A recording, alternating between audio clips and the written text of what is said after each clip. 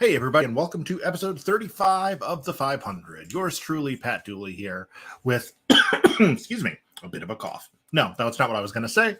It's been an interesting night. I will tell you all about it as we go. But if this is your first time joining us here at Pro Wrestling Simulated, here's what we do. We simulate wrestling matches. But in this particular case, the show you're watching, the 500, is our 35th episode. We took the PWI 500, which is Pro Wrestling Illustrated's annual list of the 500 best wrestlers in the world. Have I ever given somebody a wedgie before or gotten one? Yes. On both counts, I think. I've for sure been on the receiving end, but I think I have probably performed them as well. Not thinking of any specific times I've done them, but it was just a thing everybody did when they were like 7 or 8 in the 90s. But so we took the 500, turned it into a tournament bracket. We took PWI's entire list, seeded them 1 to 500. And what you are seeing now is the next to last episode of the second round of the tournament. We're looking at, there's probably going to be 47 total episodes in this series. This is 35. So obviously the first couple of rounds will be longer because there's more people in it. A school project on sibling rivalry. A lot of people said that. To your little brothers or cousins. See, that's where I think it was. I think it was probably either a classmate or a younger cousin, or I had a younger sister, so I don't think I ever wedgied her. But I have a lot of younger cousins that, I'm sure it happened at least once. So we've got 10 big matches today. Our main event, Chris Jericho and Matt Hardy, is going to be a banger. But hey, let's get started. Trevor Ian and Donnie Kung Fu Janela.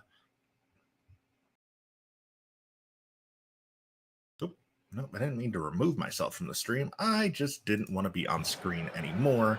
You should still be able to hear my voice. So out first, the number 486 seed, Donnie Janela. He's the second lowest seed remaining in the tournament. He also pulled off the third biggest upset of the tournament when he upset the Titan, Adam Scherr, back in episode 24. You can see the referee, Shigeru from Wave, will be officiating this match.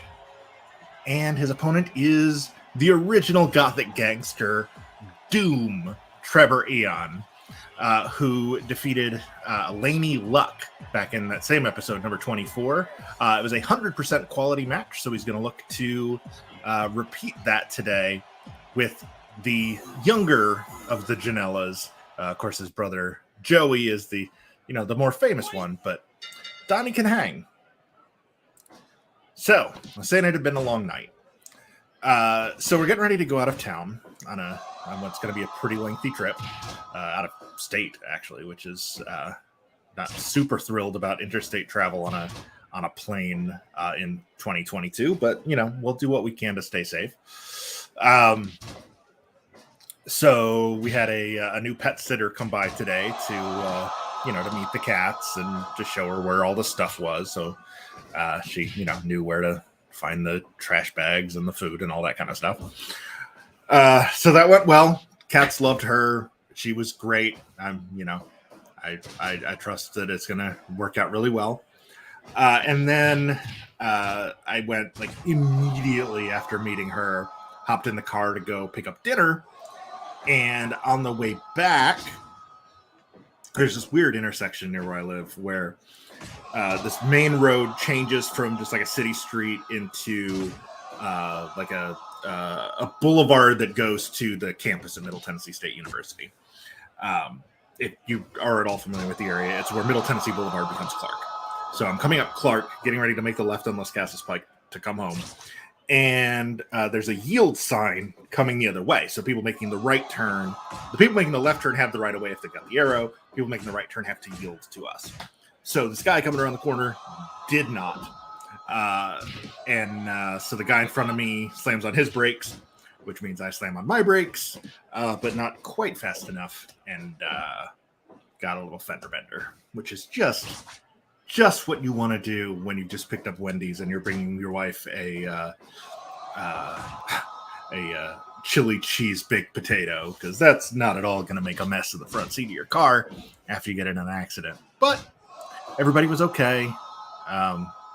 Already, police report, filed the insurance claim.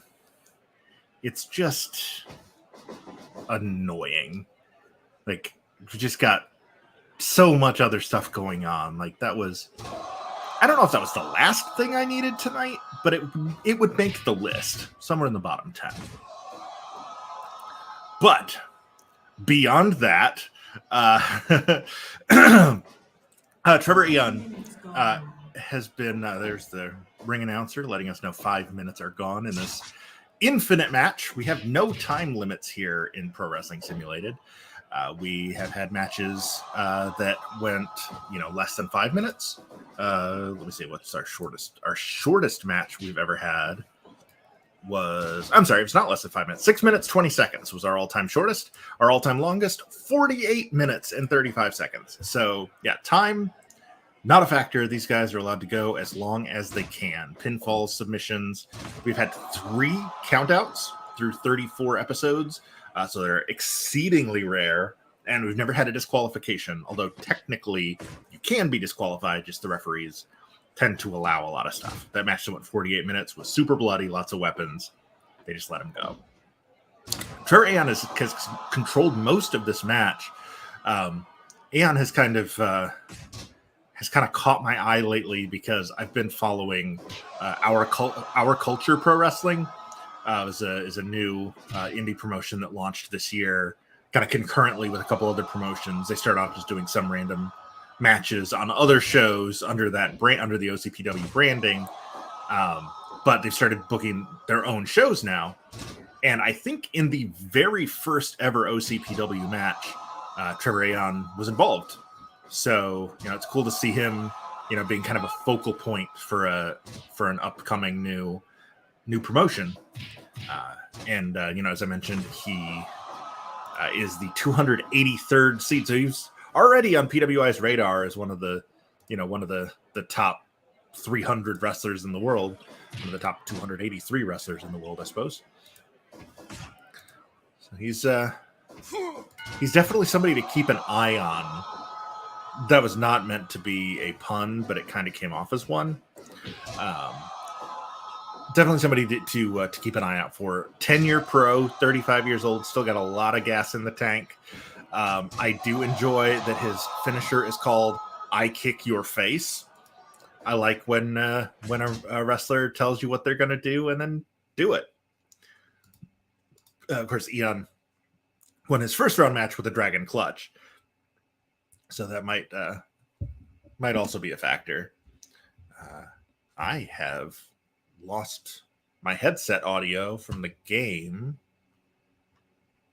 I'm not sure. Can you still hear me? Open up my settings here real quick. Double check and make sure that I'm still getting... So there's something from the game that's not coming through. But, oh well. I will just continue to commentate over silence, which is, not something I'm typically accustomed to. Usually there'd be some crowd noise, but I'll just I'll pretend I'm at one of the early pandemic shows from last year before they figured out that maybe they should put some wrestlers in the stands or do a really convoluted video wall. Janela, that may have been a little bit of a hope spot with Eon missing that kick in the corner. Oh man, an air raid crash from Janela, but Eon's the first to his feet.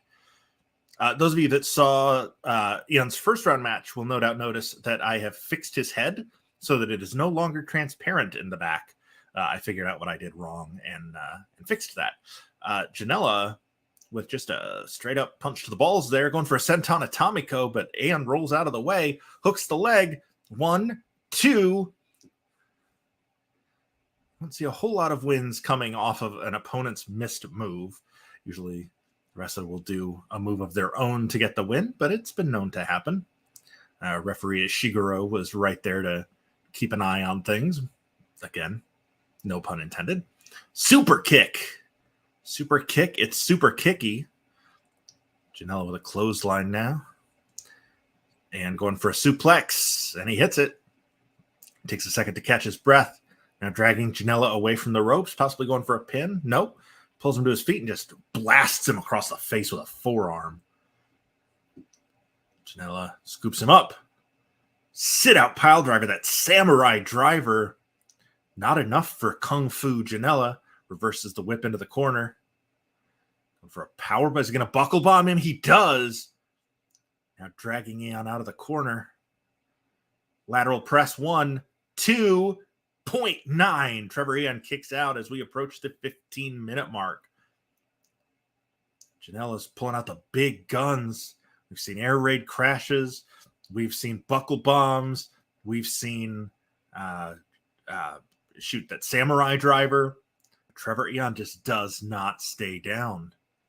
I mean, excellent opening match here. And like I mentioned, the rest of the card looks really, really good today. Oh, another missed senton Atomico.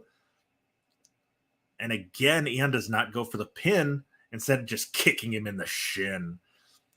Aeon just playing a little dirty here. Janela takes it out on his arm. And then another big clothesline. Right to the eyes by Aeon.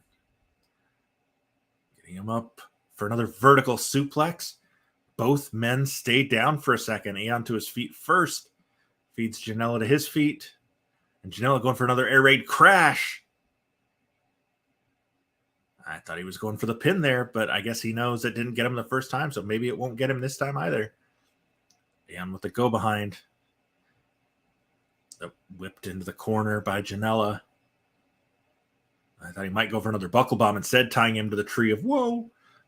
Went to kick him in the midsection, but Aeon slithered out of it. Right into another air raid crash. Dropping Trevor Aeon right on the top of his head. Oh, and the DualShock is disconnected. That's how you know the match has reached its 18-minute mark. Dragon Clutch from Aeon. This is the move he used to beat Laney Luck back in round 1. Ishiguro notices that Janela's got his foot under the ropes and calls for the break. That rope saved Janela. Oh, but he gets dropped right on his head with a pile driver. Now Aeon goes into a knee lock there. Wrenching on the ankle a bit too. But then circling in the center of the ring. Aeon misses a punch and Janela takes him down with a snap suplex. Pulls him to his feet. And Aeon goes right back to the eyes. For a bottom drop, that Uranagi, but isn't satisfied, pulls Janela to his feet. Janela making him pay for it with a side suplex. But Aeon's first to his feet. Janela sends him off the ropes and takes it down with a DDT as we pass the 20-minute mark. Both men got to be starting to wonder what it's going to take to put their opponent down. Janela went for a shoulder block, but Aeon just puffed his chest out and took it, but instead takes a package pile driver. Janela with the pin, lateral press, 2, 3. That does it. Joey Janela is your winner. 20 minutes, 38 seconds. Joey Janela picks up the win. The number 486 seed has advanced to the round of 128. Another big upset for Donnie Janela as the tournament rolls on. A package pile driver is enough to get the win. So, starting things off with, like I said, a pretty big upset. It's not as big as it would have been if Aeon hadn't already upset Laney Luck, because she was a higher seed. But still, the number 283 seed, unseeded by number 486. Take a second because I forgot how to spell. I am still a little shaken up from a car accident, so forgive me if my mind isn't completely present tonight. I'm trying my best. So that was a showdown between two of the best independent wrestlers in the world. Our next match will feature two of the best independent wrestlers in the world, as Retro AG Anthony Green will take on Young Miles, who actually, I believe, recently retired from pro wrestling. But you know what? Retirements in wrestling, they don't stick. So we're gonna push through like he didn't retire. There right. I believe Takayuki Yagi from Dragon Gate will be our referee. And also, we now know Janela will face the winner of a match we're going to have, I believe, next week. Yes, when 2 weeks. There won't be an episode next week. 2 weeks. When El Desperado faces Odinson as one of the final 11 matches of round number 2. The winner of this match is going to be facing the winner between Jake Lee from All Japan Pro Wrestling. We will see this match later, Jake Lee, and SmackDown's male model, Masai.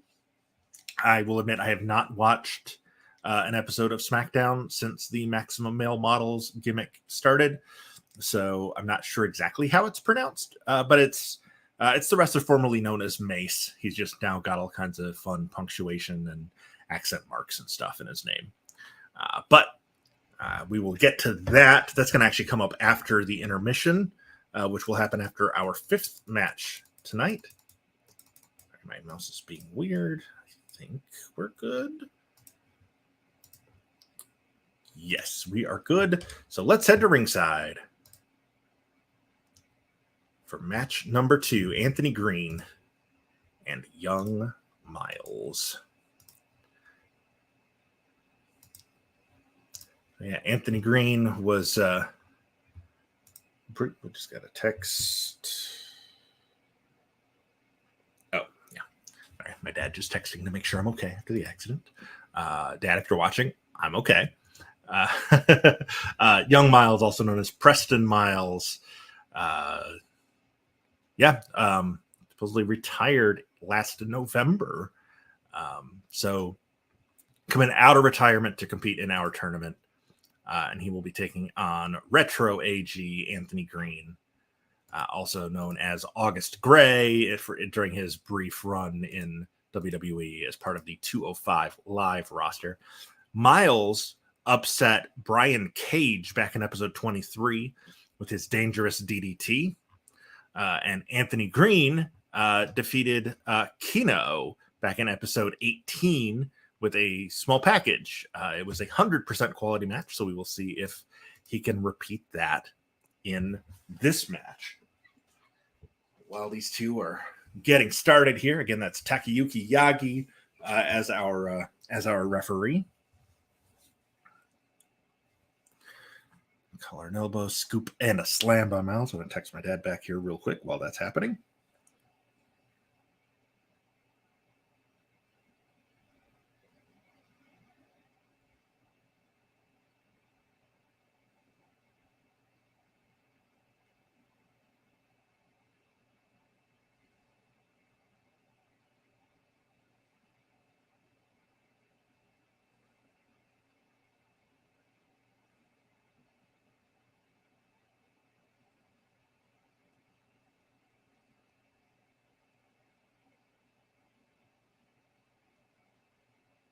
Oh, yeah, sorry. I should put on some background music. That's usually what we do when the audio from the game drops out. I don't know what happened to the music.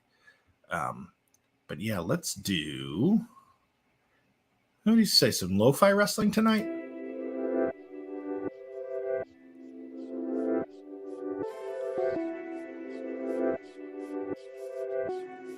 No, that's weird, isn't it? Makes it sound like they're wrestling in space. How about this one? Night Driving. No, Dance Pop.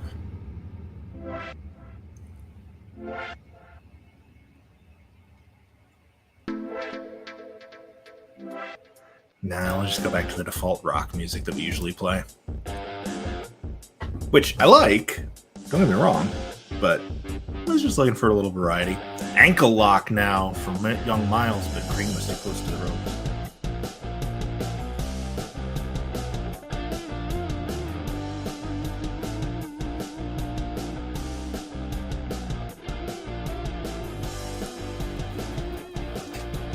All right, text to send. You have my full and undivided attention. Miles now chopping Green in the corner. His feet. Back elbow for Green. Twisting Uranagi there from young Miles, but somehow Retro AG to his feet first. And I just noticed Miles has that transparent head thing too. You can always tell the guys I make because there's just something slightly off about them.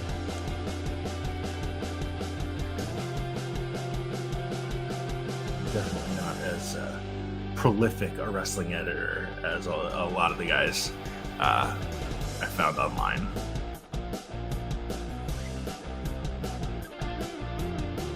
HG with a jawbreaker drags Miles away from the ropes. Back elbow from Miles. He's going to come off the ropes now with a big flying clothesline. Shades of Tito Santana. Green's had enough and slams into the floor. Miles back up and in the ring. Only a 2 count. We do use the Japanese 20 count. You would have seen that in action last night if you watched the Ring of Honor pay-per-view. Ring of Honor uses the 20 count as well. Most American promotions only have a 10 count. If you're at ringside, but like again, we don't want matches to end in count out. We don't want them to end in disqualification. So we give them that extra 10 seconds to do whatever they need to do on the floor and get back to work.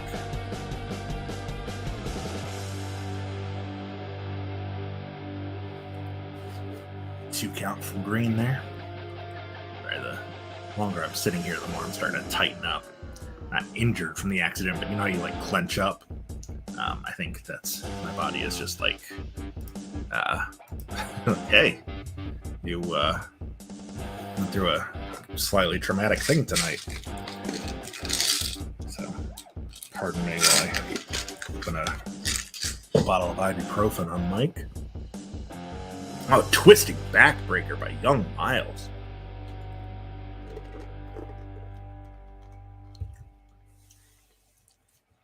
Green gets a 2 count as we approach the 10-minute mark.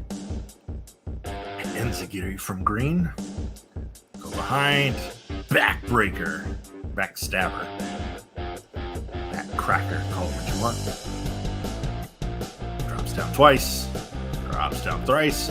And then a drop kick. I guess he was trying to lull Miles into false sense of security with those drop downs. Side suplex toward the center of the ring. Miles fires back with an elbow, a spinning back kick, and a vertical suplex. I even had a little bit of a jump there at the end. Screen over, but Green to his feet, scooping a slam again. Dragging Miles away from the ropes, trying to get the crowd into it. Unfortunately, as I mentioned, all audio of the game has dropped out for some reason. Go behind by Green. Rana from young Miles. Drags Green toward the center of the ring. Now, jumping Enziguri. But Green is to his feet first. The veteran, Anthony Green, 10 years pro, trained by Ryan Waters, Spike Dudley, Brian Fury, and of course the WWE Performance Center. As opposed to Preston Miles, who debuted in 2011, January of 2011, and then retired in November of 2021. So, same amount of experience, it's just Green is still doing it. Of course, Miles is doing it, like literally doing it right now, because we're watching it happen. Sends him off the ropes. Running knee from Anthony Green. And a drop toe hold. So, on the 14-minute mark here, we head into a strike exchange. And a spinning heel kick from young Miles. Right into a super kick from Anthony Green. Both men down, both to their feet at about the same time, but Green showing off, eats another Enziguri. Those kicks to the back of the head have got to be taking their toll on Retro AG here. Miles definitely came in with a game plan. Flying clothesline again. Just repeatedly targeting the head of Green. Stomp to the spine. Spinning neck breaker from Green. Go behind. Was going for the side suplex, but Miles rolled out of it, and Green rolls him up into a small package. 2.9, says referee Takayuki Yagi. Elbow to the spine from Anthony Green. Go behind. Sends Miles to the corner. Miles fights his way out with punches and kicks. Sent to the opposite side. Green now sending him to the top rope. Going up with him for superplex. No, Miles fights him off. Goes for a leg drop, but Green moves. Green vertical suplex takes Miles down. It's the first hit move from either man in a while. Green go behind. Shoots Miles off the ropes and a clothesline. Victory roll 1, 2, 3. That does it. Anthony Green will join 127 other wrestlers in the third round of the 500. Retro AG Anthony Green, the number 339 seed, moves on to the round of 128. Flying roll-up pin is what Fire Pro is calling that move. And who am I to argue in Fire Pro Wrestling world? Wrong name there. Young Miles is the loser of the match. Only an 83% quality for that one. 17 minutes, 10 seconds. AG moves on. And now it's time. How did this get made? I'm sorry, that's something else entirely. I am finally getting to go see How Did This Get Made live, going to their Indianapolis show next month, and I'm so excited. It's an early birthday present. Yeah, because folks, I'm turning 40, believe it or not. The way my hip is sore after that accident is making me aware that I'm almost 40. But we're about to see our first match of the night featuring somebody representing an actual promotion, not just the indies, as we have for our first two. We are going to see a former European indie star, Tioman, representing WWE's NXT UK brand, as he takes on O'Shea Edwards, formerly of Ring of Honor, possibly soon to be of Ring of Honor again. The Big Bad Kaiju will be his opponent here, with referee Yukinori Matsui from DDT Pro Wrestling. Let's head to ringside. So O'Shea Edwards is the number 198 seed. Tioman is number 454. So Tioman upset the number 59 seed Tom Lawler back in episode 18. Filthy Tom Lawler. Oop, that's not what to click on.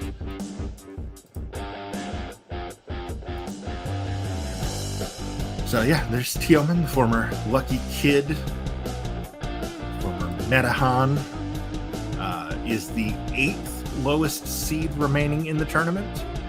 He would have bumped up to 7th if Janela had lost earlier. Tioman representing WWE, which is 52-40 in our tournament thus far, which is the best record among promotions with at least 30 matches. O'Shea Edwards beat Lee Johnson back in episode 18. We'll see if whose momentum continues. 198 against 454. Either one would be a surprise in the round of 128, but I mean, you look at the two, and it's definitely O'Shea Edwards is the favorite.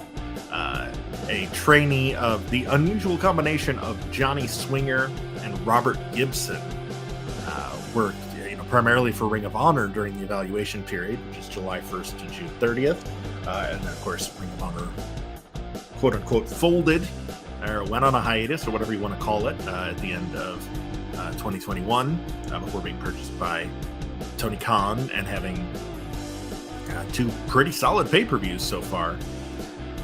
But still no TV deal and no real full-time roster that we're aware of, because when are they going to do shows? But Tioman trained, again, another kind of diverse group of trainers: Ahmed Shair, Crazy Sexy Mike, Ikuto Hidaka, and Vesna. I'm not sure. It's probably Vesna since she's German. Tealman was a soccer player before he got into wrestling. O'Shea, as far as I'm aware, just was not an. I mean, obviously he's an athlete. Look at him, but he was not. He didn't jump from another sport to become a wrestler. He just trained and became a wrestler. But Tealman he's undersized in this match, outweighed by 91 pounds by the big bad kaiju. But he has a pretty decent. He's got about an 8 years of experience advantage over Edwards. So Edwards is just going to try and brawl with him. Tealman's going to try to remain technical, a little bit of high flyer. Forearm across the face from Tealman.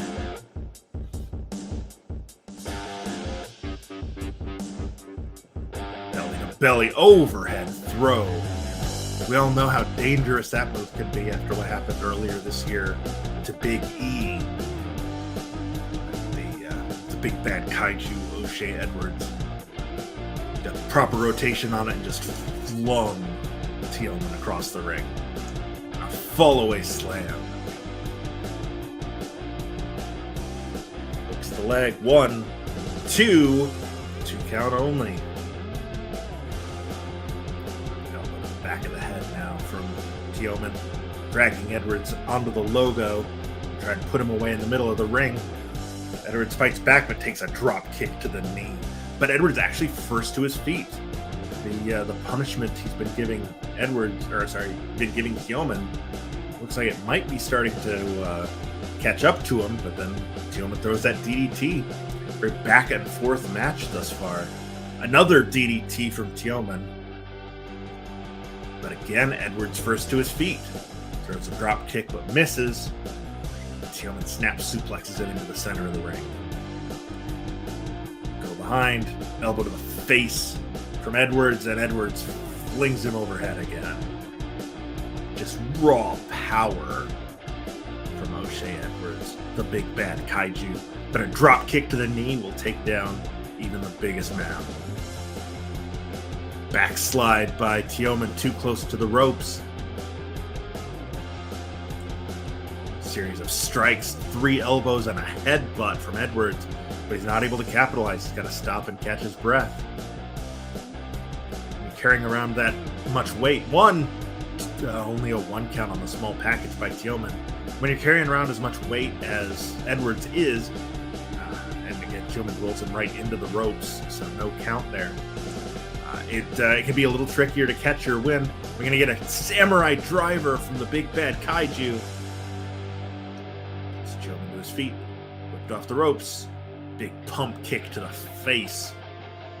A forearm right across the bridge of the nose from Tealman. Make your eyes well up, make it hard to see. Plus, it just hurts like hell. Tealman goes behind, side suplex, right in the center of the ring. Back to their feet about the same time, but Tealman again catches them with a small package. 2, 3. No, Edwards kicks out. Drop kick to the knee from Tealman. Goes into a crossface. Edwards fights his way out of it, though. Elbow to the back. Deadlift, gut wrench, suplex, and another. Edwards just manhandling Tealman, and then that big swinging lariat. But again, he's got to stop and catch his breath. 271 pounds. Gotta work on his wind a little bit there. Fall away slam. Ropes by Tealman. Back elbow. Dragon suplex. 1, 2, 0.9. Edwards kicks out of it and is the first to his feet. Trading forearms to the face here. Big drop kick from Tioman. Wins the exchange. And then a kick to the gut from Edwards. It's off the ropes. Another big swinging lariat. Back body drop. Alright by Edwards. Again, just deadlifts him up into that German suplex. Small package by Tioman, again, too close to the ropes. Hell, the veteran's getting a little frustrated because he keeps making relative rookie mistakes.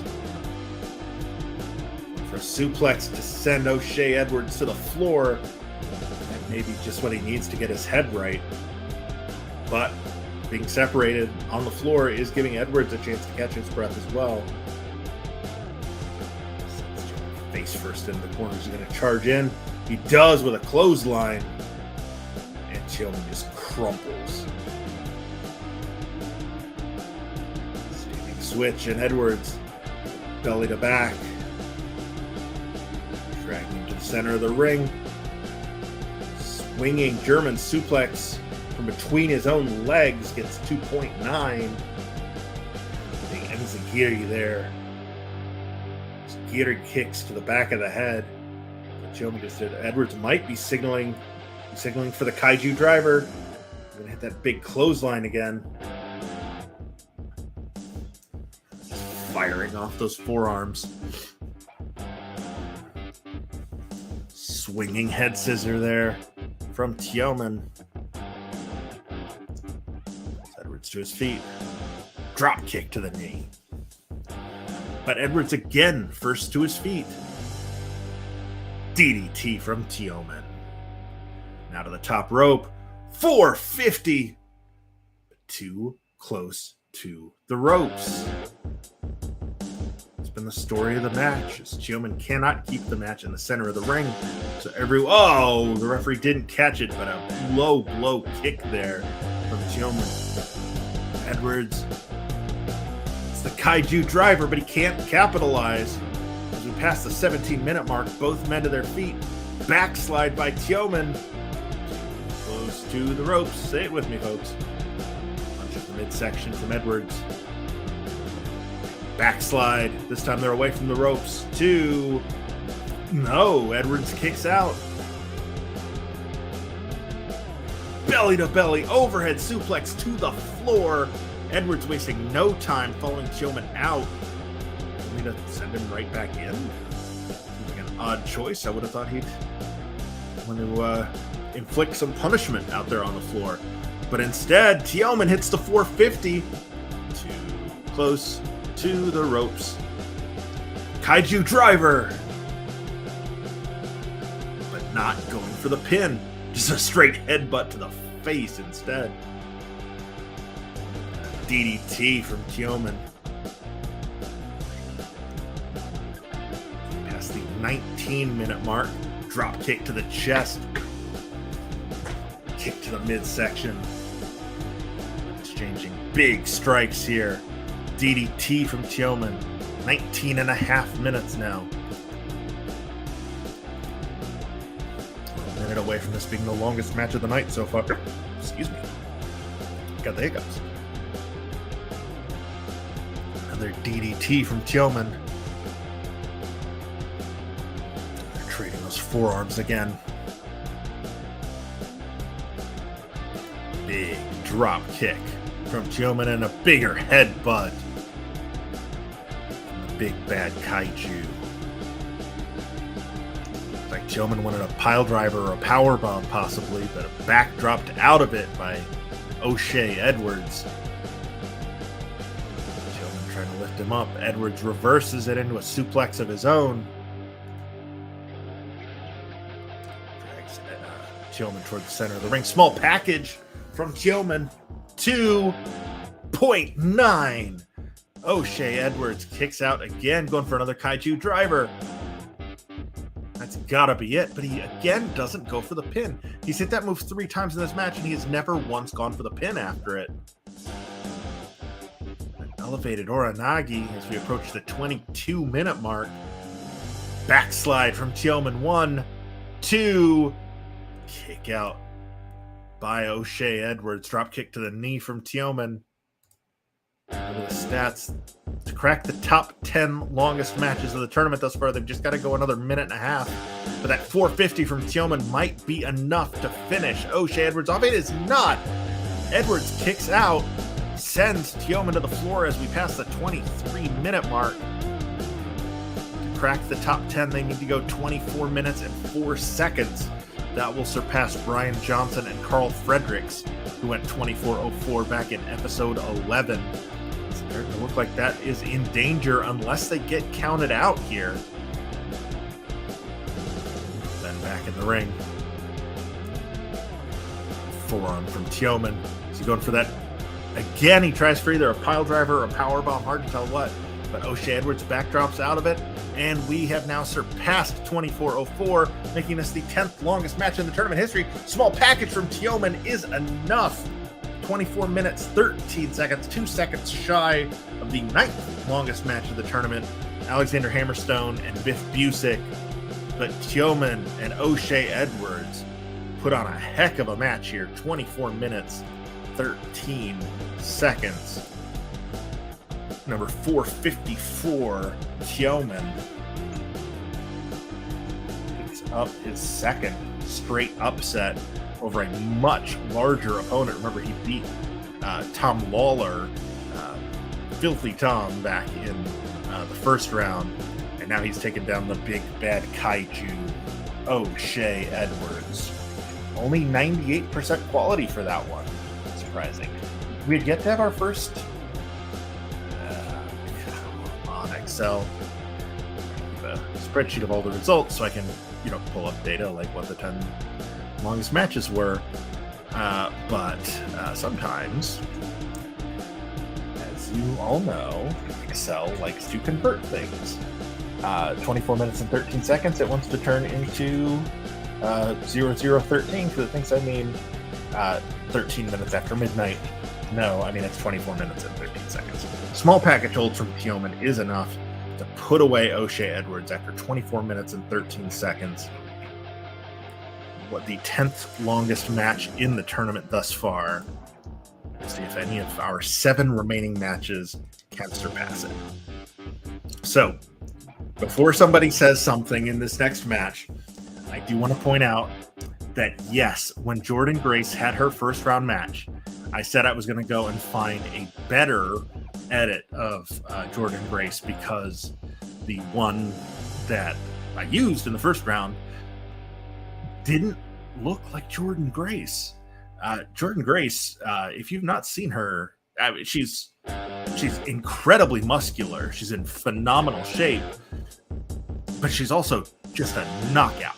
She's beautiful, and none of the edits online I could find of Jordynne Grace, it was always one or the other. They were either super muscular, but the face was wrong, or she was way too skinny, but the face was a little more accurate.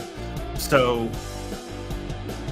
to Jordynne Grace, I went with one of the less flattering but more body accurate versions, just because that was my option, and I apologize. I said I was going to find a better one, and I just didn't. Apparently, there's not a better Jordynne Grace out there. If you guys can find a better Jordynne Grace than the one we're about to see, let me know. I would love to have one that's better, especially if she wins this match and goes on to round number 3. But no such luck this time. But her opponent here is Bushi, representing Los Ingobernables de Japón, from New Japan Pro Wrestling, the Darkness Death Mask. He is the 10th lowest seed remaining in the tournament, number 435. In round 1, he upset the current NWA World Champion Trevor Murdoch by rolling him up back in episode 17. And here comes Thick Mama Pump herself, Austin, Texas's own, Jordynne Grace. She defeated number 337 Isaiah Cassidy back on episode 17 as well with a pendulum bomb. She's representing Impact Wrestling. which has gone 21-21 in the tournament so far, third best among promotions with at least 30 matches. While Bushi, representing New Japan has not had a good tournament thus far. 34 wins, 39 losses, which is the worst among promotions with at least 25 matches. So, only 7 women remain in the tournament. Jordynne Grace is the second highest seed among those remaining, behind only Allie Katch, who we will see next week. No, Allie Katch has already advanced. Allie Katch is in the round of 120. I was thinking we were going to see her next week.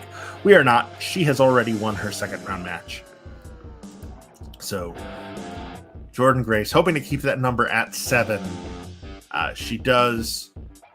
She's giving up about 30 pounds here to Bushi, as well as significant experience. Life experience, I should say. Bushi is 13 years older, but only has 4 more years of in-ring experience. Both have been at it over a decade. Jordynne Grace, 11 years. Bushi, 15 years. Rana there from Bushi right in the middle of the ring. Sort of a variation on the Anaconda Vice. Jordynne able to power out of it. Probably the most powerful female wrestler in the world. I'm struggling to think. There might be some that are more powerful pound for pound, like a Bianca Belair, but just in terms of like, I have something very heavy that needs to get picked up. Who do I call? I call Jordynne Grace.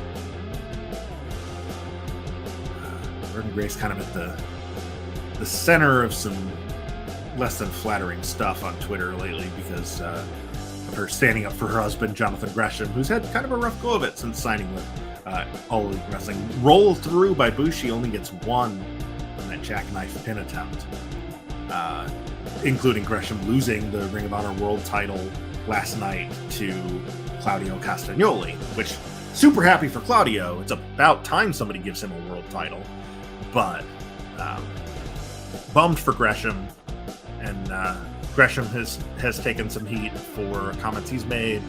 Jordynne has taken some heat for comments she's made on his, supporting her husband, which is awesome, but it's the internet, and you know how they react when women say things, especially when it's in support of a black man.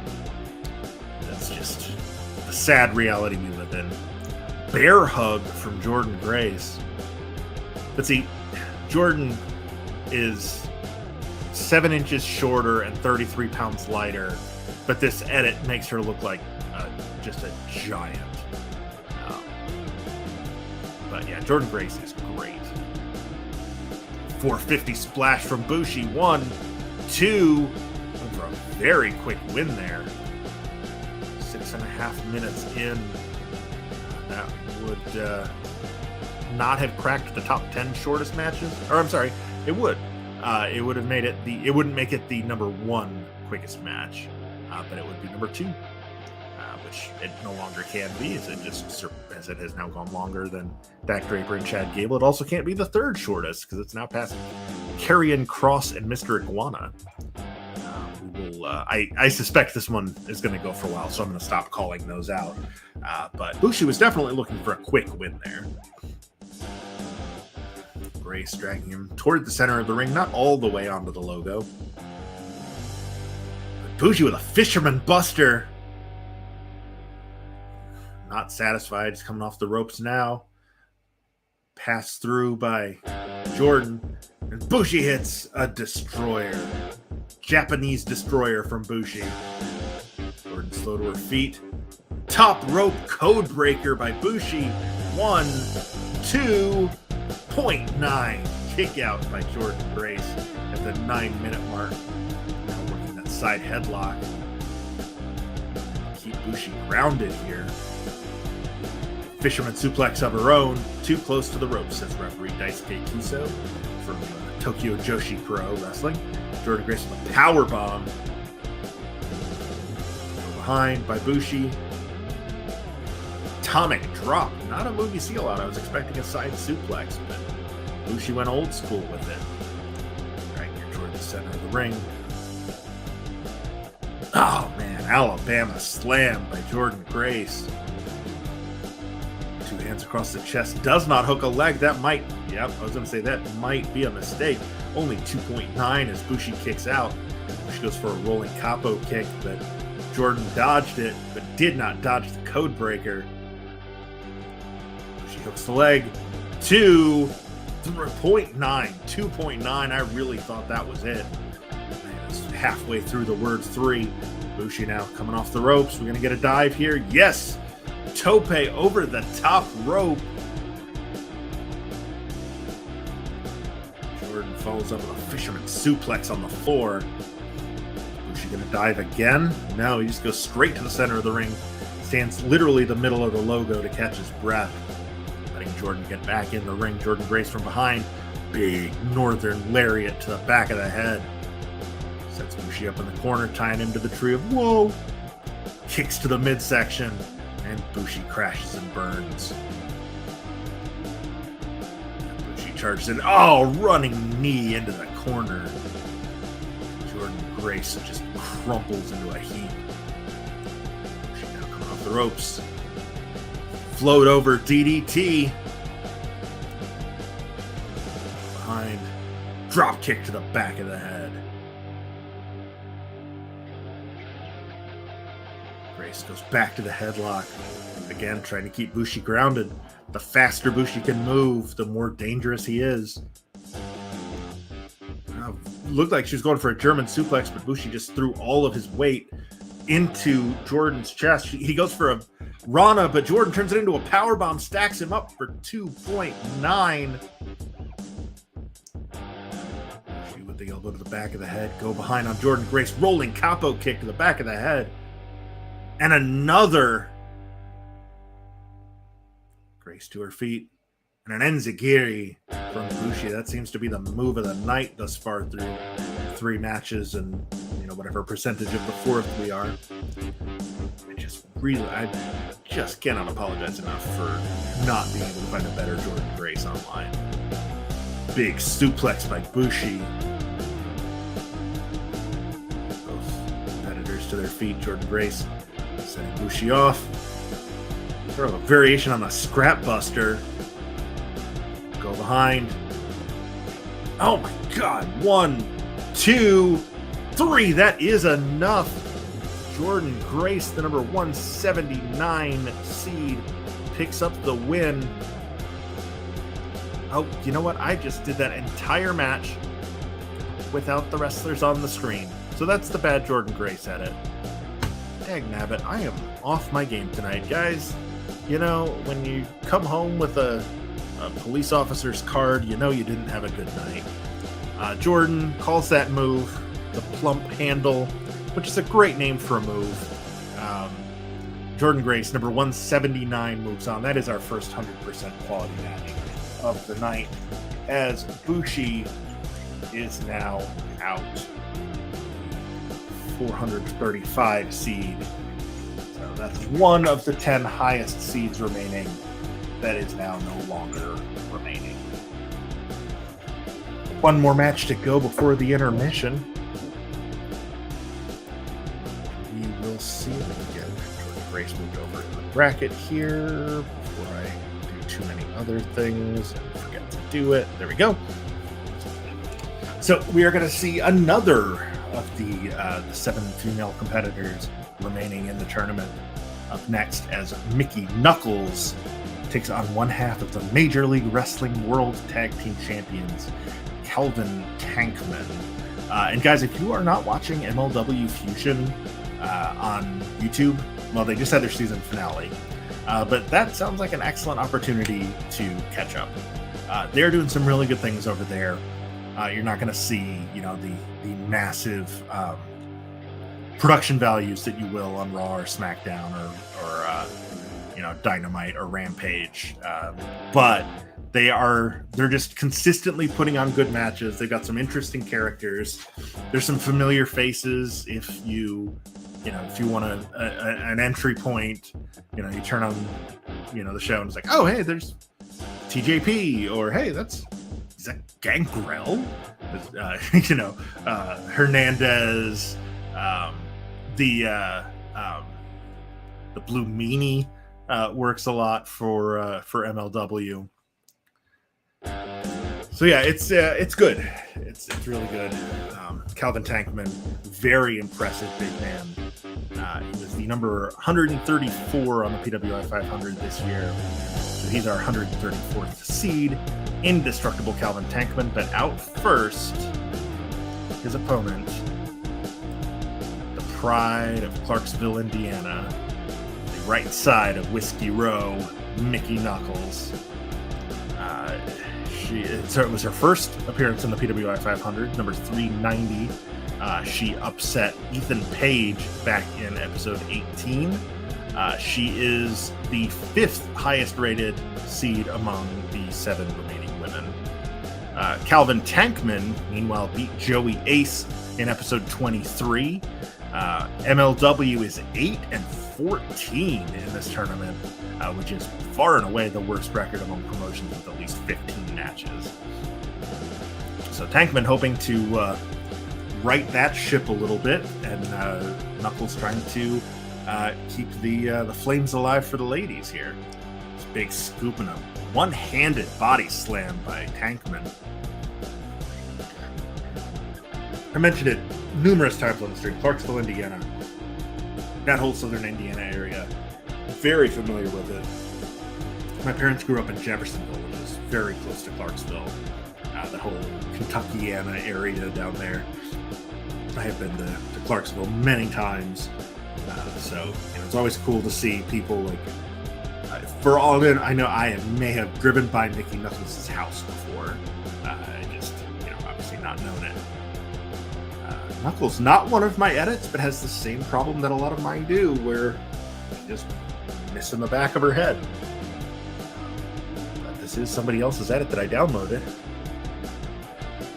Notice until just now. I probably said something about it back in episode 18, and I just forgot.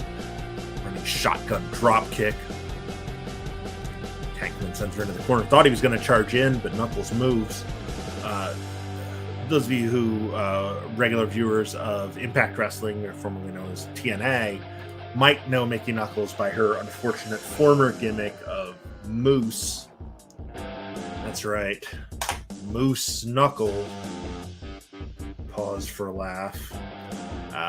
But yeah, she's a hardcore hero. I'm surprised we haven't seen any weapons yet. She was trained by Chris Hero and Ian Rotten. So she is more than willing to stoop to anything to take the fight to the younger Tankman. Tankman, the heavyweight hustled, indestructible Calvin Tankman, only has 6 years as a pro, as opposed to Mickey's 18. Pedigree from Mickey Knuckles. Pulls Tankman to his feet. Tankman going for a suplex. She reverses it. Not a whole lot of people can suplex the 354-pounder. Also an Indiana native, Newcastle. But Mickey definitely hanging with Tank so far. Tankman, definitely a very agile big man, as we just saw with that Spike Rana. Tying him up in a ball as Mickey Knuckles. I'm not even really sure what to call that. Like a double arm clover leaf almost. Oh man, is he going for that? Might do with the Tankman driver. Doesn't go for the pin. Have we learned nothing from what happened to O'Shea Edwards earlier? I don't think we have. Elbow to the face from Tankman. Go behind and an elbow to the back of the head. So this is your 134-390 matchup in the tournament. We actually only have, of the 10 matches on tonight's show, only 3 of them are what we call chalk, where it's the 2 higher seeds who, quote-unquote, are supposed to win. We will get to those. Those are actually our final 3 matches of the night. Dragon Clutch from Mickey. Tankman powers his way out of it. got that massive main event coming up between Chris Jericho and Matt Hardy. But we've also got Dominic Mysterio and Jay Lethal. And we've got Jake Lee against Masay. 2.9 on the pin attempt there. High heavyweight hustle. I forgot to mention, by virtue of her victory in our last match, Jordan Grace now will face Ethan Allen in round 3. We saw Ethan on last week's show, putting on a really impressive show, and he's been one of the more dangerous competitors in the tournament through 2 matches. The technical expert. Teoman will face the winner between Kofi Kingston and Dante Martin. Anthony Green, as I mentioned, will face the winner between Jake Lee and Masay. And Donnie Janela will face the winner of next week's El Desperado and Odinson match. Rana pin there. Only a 2 count for Mickey Knuckles. Winner of this will face the winner between PB Smooth, Pretty Boy Smooth, and Jon Moxley, which will be coming up after the break, as will those 3 chalk matches and the Kofi and Dante Martin match. Big DDT for Mickey Knuckles. Punched to the midsection by Calvin. I thought he was going for a pop-up powerbomb, but Mickey turned it into a Hurricane Rana. 2 count only as we reach the 10.5-minute mark. Tankman's got a pretty impressive motor for a guy his size. Most, what was it, 385? 354 according to Cage Match. Most 354 pounders don't have a great motor. Standing moonsault for Mickey might be enough. 2.9 only. We've seen him do some pretty impressive things in that ring. Trading blows back and forth with Mickey. And a big rolling elbow. To her feet. And just sends her to the floor. Taking a second to catch his breath. But that gives Mickey a chance to grab a chair. Big swing and a miss. Scoop and a slam. I thought she was going to try and slam him onto the chair, but the angle was wrong. So instead, she just baseball slides into the side of his head. She's got a fork. She's stabbing him in the back of the head with a fork, and yep, there goes the blood. Calvin Tankman bleeding profusely from the head after being repeatedly stabbed with a fork by Mickey Knuckles. Oh my God. Tankman driver 1, 2.9. Almost a big victory there. Turns it, it's like a gory bomb that he turns into a pile driver. 2.9 again. Off the ropes, but Knuckles too fast catches up to him and they collide. Both competitors down, both back to their feet at the same time, but a quick roll up by Mickey. No, kick out by Calvin Tankman. He's leaving like a smooth criminal, leaving bloodstains on the carpet, which, in my opinion, does not make you a particularly smooth criminal if you're leaving bloodstains on the carpet. But you know what? That was far from the biggest problem with Michael Jackson. Dragon clutch by Mickey, and that is enough. Tankman taps out. Mickey Knuckles pulls off another big upset. Mickey Knuckles has now beaten Ethan Page and Calvin Tankman to advance to the round of 128. Sorry, keep sniffling into the mic. A weird day. I don't know. I'm coming down with something now, or what's going on. Just been a day. But fortunately, we reached the halfway point of our show. 10 matches on the card.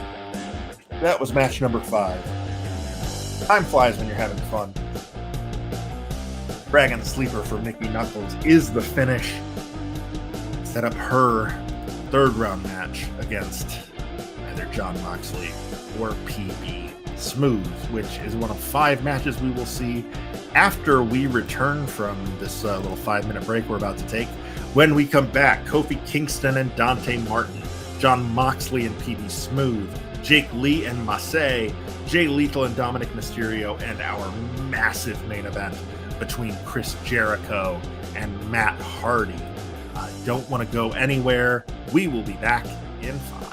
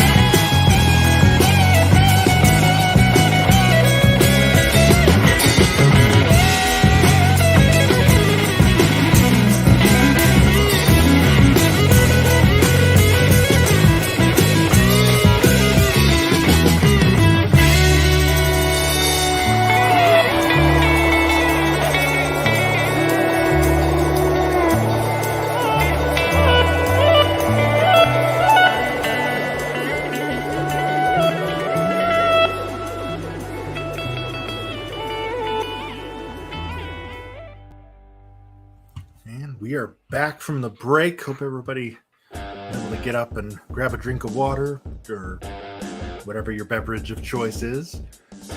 Gotta stay true to the unofficial wrestler of the 500 Don't Die Miles. Stay hydrated out there. Up first for our sixth match of the evening is Dante Martin, one half of Top Flight. One of the most exciting wrestlers in the world. We saw him upset Santana back in episode 18, representing All Elite Wrestling. AEW is 56-45 in the tournament thus far, which is the second best record among promotions with at least 30 matches behind only WWE. But AEW does lead the way with their 56 wins, 45 losses, and 101 total matches. No promotion has more than them in any of those categories.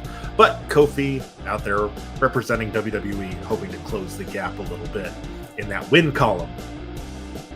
Kofi, we mentioned Dante beat Santana in the first round. Kofi predictably defeated Sidney Steele back in episode 23, which was the next to last episode of the first round. And now here he is again on the next to last episode of the second round. Fan with the "it's cool" sign. It's true, this is very cool, but kind of a weird thing to put on your sign. Test of strength here. Early drop toe hold from Kofi. Side suplex by Dante Martin. Dante Martin, only 21 years old. Kofi, Dante was 4 years old when Kofi debuted. Just to put that into perspective. Kofi, a protege of the legendary Killer Kowalski, who's had a hand in training so many greats. Dante Martin went to the Academy, School of Professional Wrestling, run by Ken Anderson. So both these guys with pretty solid backgrounds in terms of training. But of course, Kofi with those 17 years of experience. He's a 6-time Raw Tag Team Champion, 6-time SmackDown Tag Team Champion, 3-time US Champion, 4-time Intercontinental Champion. He was WWE Champion for crying out loud for 180 days back in 2019 before WWE abruptly decided that, we're done with that. Elaborate submission hold here from Dante Martin. Kofi Kingston, between the World Tag Team titles, the Raw Tag Team titles, and the SmackDown Tag titles, has over 1,200 combined days as a Tag Team Champion. Kofi is just one of the all-time greats in tag team wrestling. He's only 40. That it feels like he should be significantly older than that with how much experience he has, but he's only 40. He's not that much older than I am.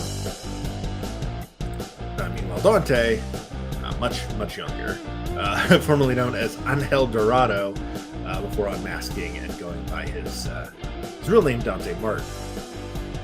Dante, unfortunately, does not have the, oh my goodness, I don't know what to call that, the variation on a pile driver out of the corner. Looked like Kofi was looking for possibly an Alabama slam after blocking Dante going up and over, but Dante turned it into a head scissor spike. Dante has only ever won titles on the independent circuit. He, along with his brother, who at the time was going by Airwolf, now Darius Martin.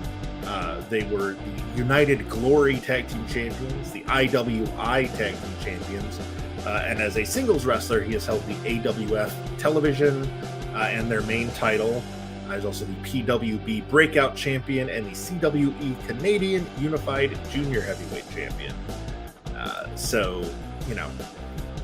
No slouch in his right. Dante Martin, 6 years of pro, 21 years old. Spanish Fly, that's C4 2. That was the move that he used to beat Santana, although he did it off the top rope in that match. Mule kick from Kofi. These are two of the most exciting wrestlers in the world. I need to stop reading off stats and just enjoy the moment that we are having here.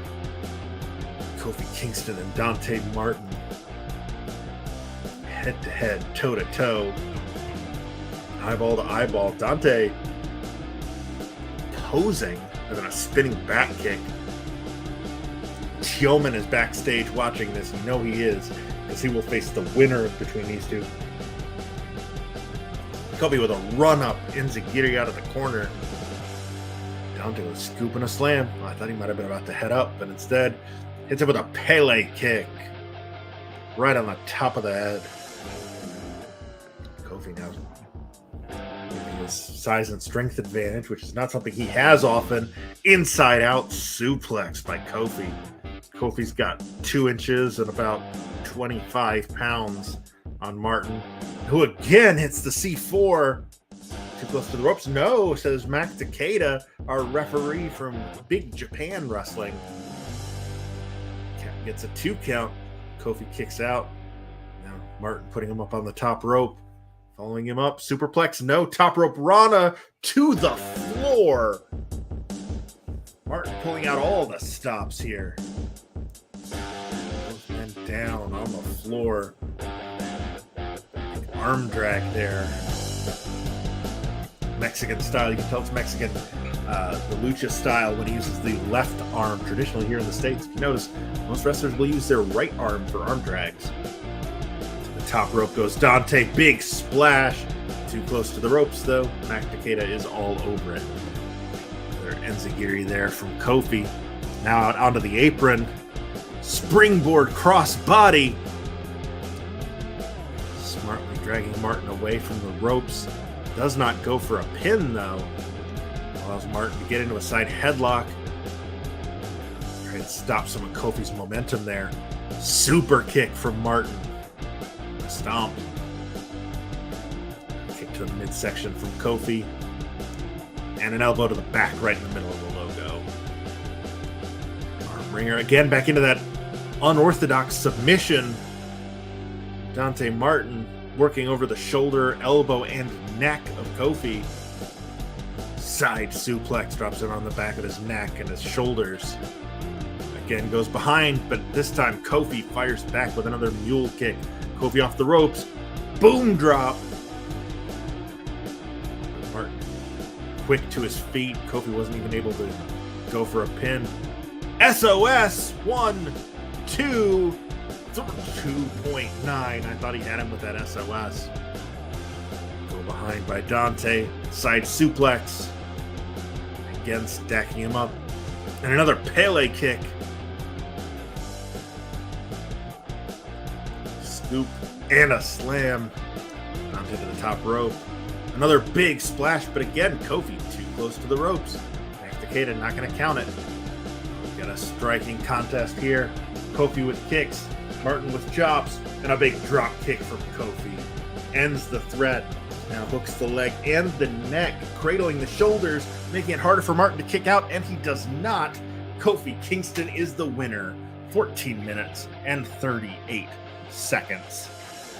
So good run from Dante Martin, but Kofi Kingston is a buzzsaw. He will now face Tioman. It'll be WWE versus WWE in round 3. Number 70 seed, Kofi Kingston, the first wrestler tonight who's actually in the top 128 seeds to advance to the round of 128. So we will see how that goes going forward, if that trend continues. Dante Martin, number 326 on the list, put on a good show. Actually exactly the same length as the Calvin Tankman Mickey Knuckles match before the break, which is really weird. Odd coincidence that they're both 14 minutes 38 seconds, but you know what, wrestling's weird like that sometimes, man. So our next match will feature a PWS debut. We just got a notification that the battery is low on the DualShock. We will see how long it lasts before I wind up having to change to my other controller. Deal with that at the moment. So I won't. That's healthy, right? Let's go back a page. There we go. That's how that menu works. Our referee for this one is going to be Kyohei Wada from All Japan Pro Wrestling. That Let me double check this, because this is one of those where he's not listed in the game by his anglicized name. It's in kanji. So just to be safe, I want to make sure I'm picking the right one, because those of you that have been watching for a few weeks probably saw when I accidentally started a match with Santa Claus as the referee. Let's see, Ryogoku Wada. Not sure. Kyohei Wada. There we go. Wada. Yes, okay. I was picking the right one, but always good to double check. So, in the first round, as I mentioned, we had 500 wrestlers in this tournament. And those of you that know how brackets work probably know that it doesn't work for 500. You got to have a couple of buys. So, in the first round, the top 12 ranked wrestlers in the PWI 500 all got buys in the first round. We've had 12 this is the 11th of 12 second round matches designed so that the each one of the wrestlers that got a first round bye would get there would be one in each episode. So here we are about to see the Pro Wrestling Simulated debut, the 500 debut of Jon Moxley, number 6 overall seed in our tournament. That is unfortunate for Pretty Boy Smooth, PB Smooth. As PWI lists him, towering New Yorker, 6'9", 260 pounds. He upset Brian Keith back in episode 18 with his funeral service finisher. And here comes the wild thing himself, Jon Moxley, representing the Blackpool Combat Club in All Elite Wrestling. He is the Game Changer Wrestling World Champion. He is also the interim AEW champion. One of the absolute best wrestlers in the world. Like I mentioned, this is his first appearance on our show. He's the 11th such wrestler in the second round that got a first round bye that we're seeing for the first time. Those wrestlers that got first round byes so far are 9-1. Moxley hoping to not join number 2 seed Roman Reigns as the only other top 12 wrestler to be eliminated. But he is, he's given up 7 inches and about 35 pounds to PB here.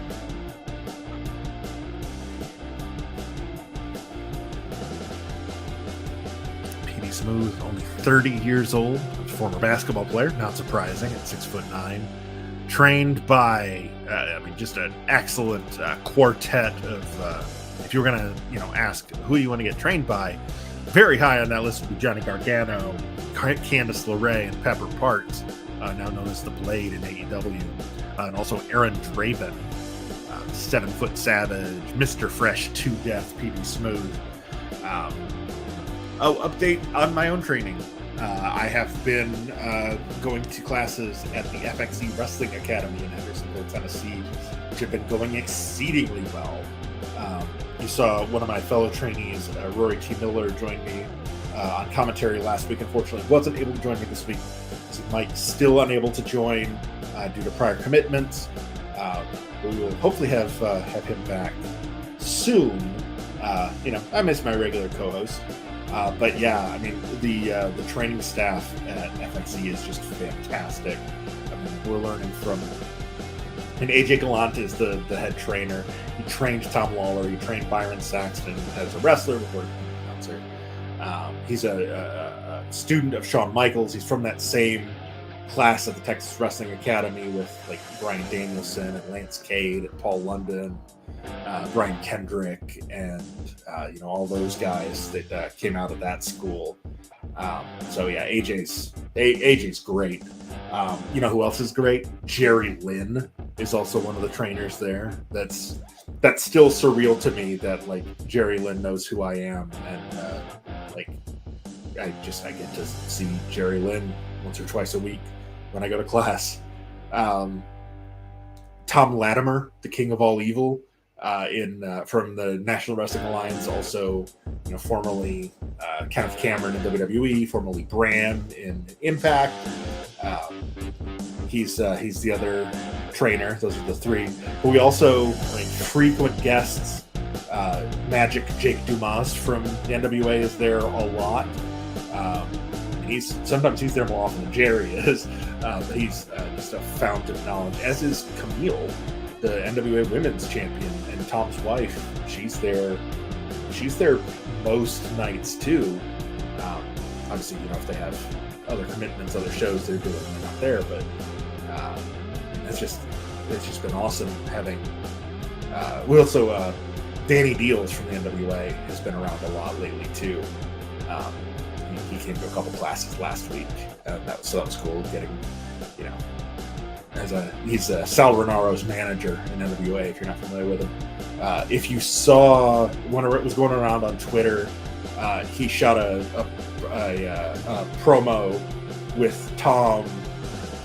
There's a storyline where Danny Deals is running for general manager of NWA USA against Medusa. And so he's looking for endorsements, and it also doubled as an ad for the NWA online shop.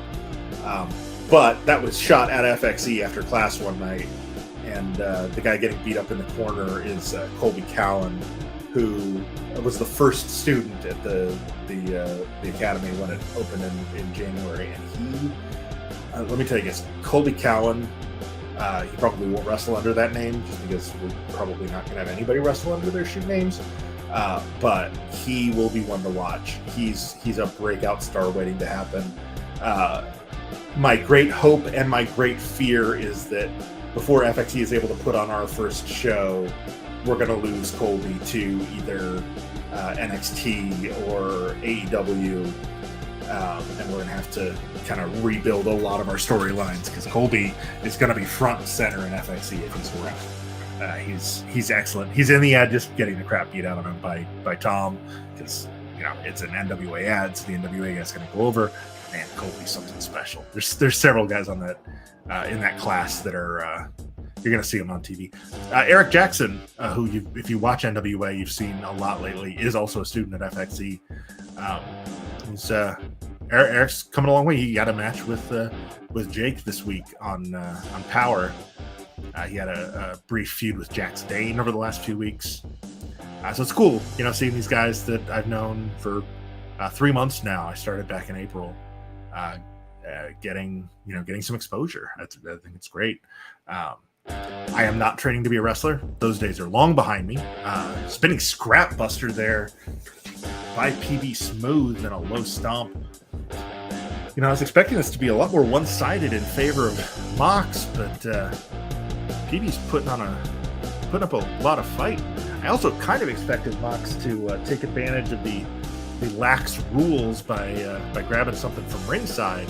We saw Mickey Knuckles bring that chair and then a fork into the ring, but none of that. Short arm clothesline there from PB Smooth. But training is going very, very well. I feel like I'm getting a lot of support from the staff there and from my fellow students, and I'm really hoping that I can, my weird midlife crisis of wanting to be a wrestling announcer will pay off sometime in the next couple years. That would be very cool, very, very cool. I did mention there's not going to be a show next week. I will be out of town. But the bummer is I will be out of town the weekend that everybody in the wrestling world is in town. Because SummerSlam and StarCast, all of that is in Nashville next weekend. And I am not. So I'm going to miss Flair's last match. I'm not so bummed about missing SummerSlam. Although I am curious what the first post-Vince McMahon pay-per-view will look like. That's just a weird thing to talk about. Yeah, we haven't even talked about wrestling news other than we mentioned Death Before Dishonor was last night. Big lariat from Mox. Is that enough? It is. was expecting him to have to bring out the bigger guns, but he really, as soon as he hit it, I was like, oh, that might be the finish. He nailed PB Smooth with that lariat. And so the number 6 seed, Jon Moxley, picks up the win, and he will advance to round number 3, defeating number 262, PB Smooth. Punching lariat, as the game calls it. 14 minutes, 50 seconds. They've been pretty consistent around that, like 14 and a half to 15 and a half length over the last 4 matches. Jon Moxley moves on, the number 6 seed. He will now face Mickey Knuckles in round 3. That one I expect to get bloody and violent. Those are 2 wrestlers that really enjoy kind of torturing their opponents in the ring. So, should be fun to watch. Probably not so much fun to participate in. So, let's see what we got. That was Kyohei Wada was the referee.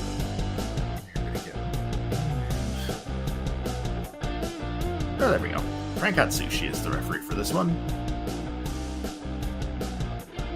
We will see. It's not his debut, it's his first appearance under this name. But Masai, formerly Mace, in Man's Head. Several names. Fortunately, Retribution is in his past. I still don't know who thought. I mean, I know who thought that was a good idea. He's no longer with the company, so maybe we'll see some good stuff from Masai going forward. But he's in there against one of the top stars in All Japan, Jake Lee. So let's head down to the ring for the first of our final 3 matches. The first of 3 chalk matches, where the two higher seeded wrestlers both advanced. The former Dio Madden Masai, representing the savage lands of Shaolin, 6'7", 317 pounds, defeated Keisuke Okuda back in episode 17, hoping for his 2nd straight victory over a Japanese wrestler. But he is in there with the number 46 seed, Jake Lee. He's going to be looking to hit that D4C Brainbuster to pick up the win. In round 1, he beat Sho from New Japan with the Dr. Bomb. Again, he's representing All Japan. All Japan is 11-2 in this tournament, which is the best record among promotions with at least 5 matches. All Japan having a really, really good run.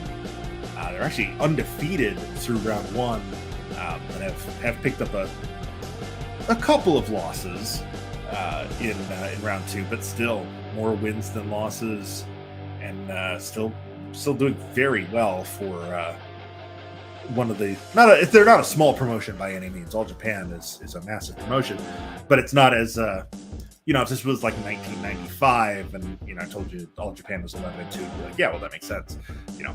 Kobashi and Misawa and Dr. Death and Terry Gordy and Toshiaki Kawada and Akira Taue. Yeah, of course, the bracket's going to have an excellent record. But that is not what All Japan is anymore. But Jake Lee, very good, trained by Atsushi Aoki, the Great Muda, and Kenichi Yamamoto. Excellent athlete, 6'4", 242 pounds. So he's given up some size here to Masai, the former NFL player, aka Brett Williams, aka Marcellus Black, who got a little bit of training at the beginning of his career from Booker T before going to the WWE Performance Center, and then getting called up to the main roster back in 2020 as part of Retribution, and now part of Maximum Male Models. Again, with Vince not at the helm, we'll see if he remains a male model, or if they realize that, oh, hey, he's 6'7", 317 pounds. Maybe let's just have him crush people. We'll see. cautiously optimistic that things will go well in this new world in wrestling.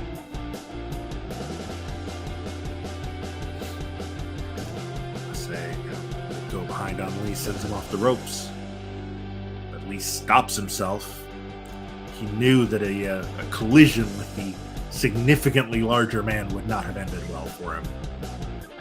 Lee now sends him across the ring.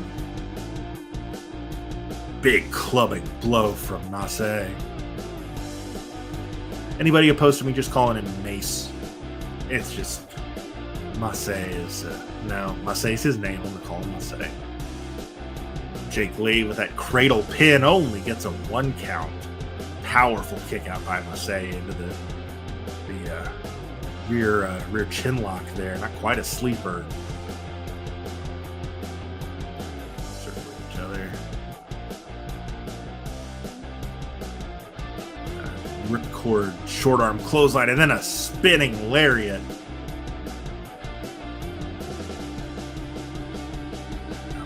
Punches from Lee. No, he turns it into a variation of the Anaconda Vice. Mace gets into the ropes though. He's gonna charge into the corner with a big knee to the face. But Lee's like, oh yeah, you got knees? Well look, I got knees too. And Mace is down.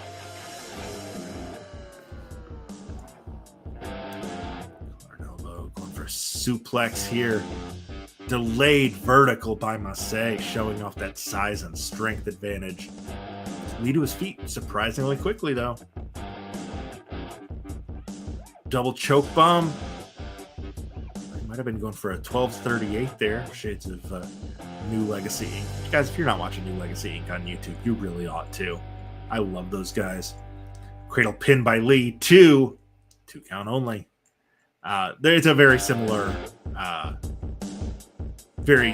concept to what we're doing here at PWS. They don't have as much structure, although they do have a weekly show called the Wrestling Games Grand Prix, where every Friday afternoon they have the WGGP World Title that gets defended in a different wrestling game every week, voted on by fans.